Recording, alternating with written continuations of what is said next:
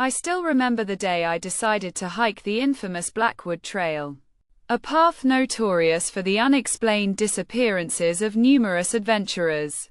As I set out, early in the morning, the misty dawn air clung to my skin, and the scent of damp earth filled my nostrils. The trailhead was deserted, except for a lone figure in the distance, who seemed to be watching me. I shrugged it off as mere paranoia and began my ascent. The initial stretch was a gentle incline, winding through a dense thicket of trees that filtered the sunlight, casting eerie shadows on the ground. Every step I took, the silence grew thicker, and the only sound was the soft crunch of gravel beneath my feet. I had been walking for hours, and the solitude was starting to get to me. The trees seemed to be closing in, their branches tangling above me like skeletal fingers.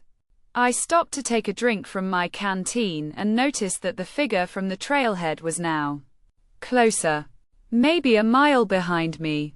My heart quickened, and I picked up my pace, telling myself it was just another hiker. But as the day wore on, the figure didn't seem to be getting any closer. Yet it didn't fall behind either. It was as if it was pacing me, waiting for something to happen. The sun began to set, casting a golden glow over the landscape. But I couldn't shake off the feeling of being watched. I started to notice strange symbols etched into the tree bark, some sort of code that seemed to pulse with a malevolent energy.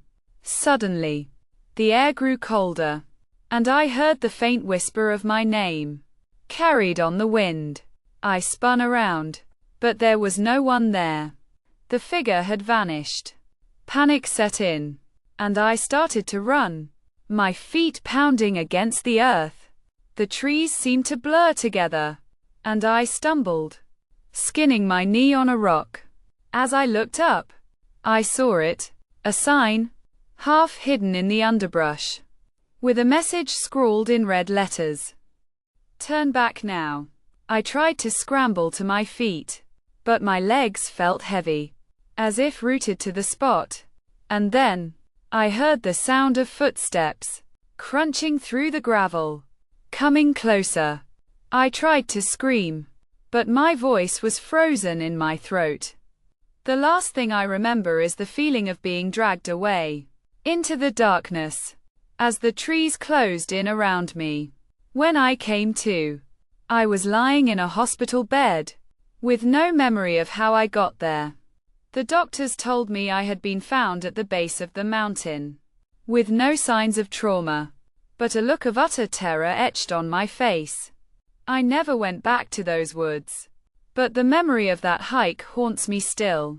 And sometimes, in the dead of night, I swear I can hear the whisper of my name, carried on the wind, calling me back to the Blackwood Trail.